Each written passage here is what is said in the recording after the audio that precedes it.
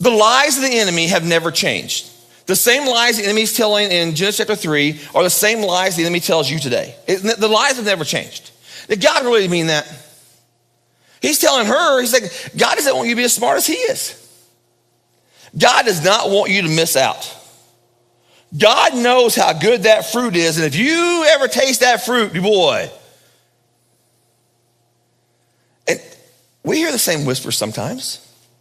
There's no reason you can't do that. Do what you want to do. It's all right.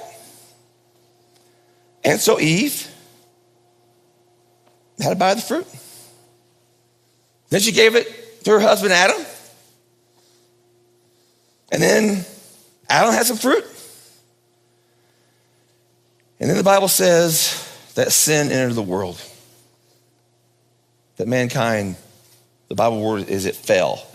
Sin, the first time sin entered the world. And with sin came the curse of sin. Now, it describes that. Let me read that to you. Genesis chapter 3, verse 8.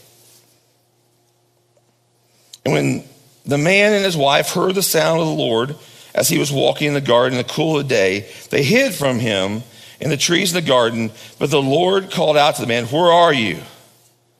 And he answered, "I heard you were in the garden and I was afraid because I was naked, so I hid."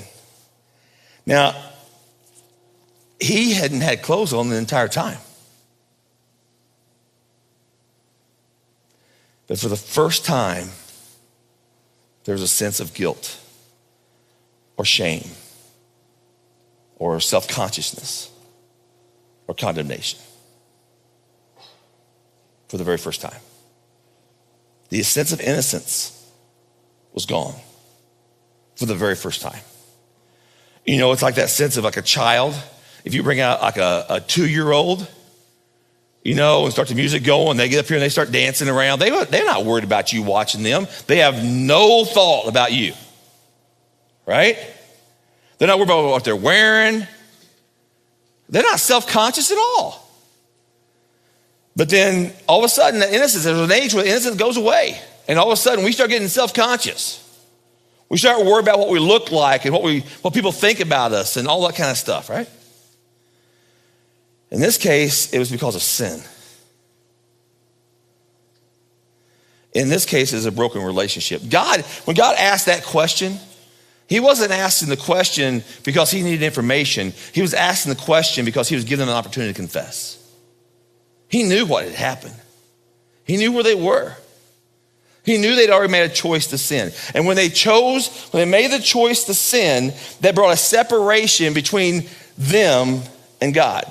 Not just between them and their personal relationship, but between all of mankind and the Creator.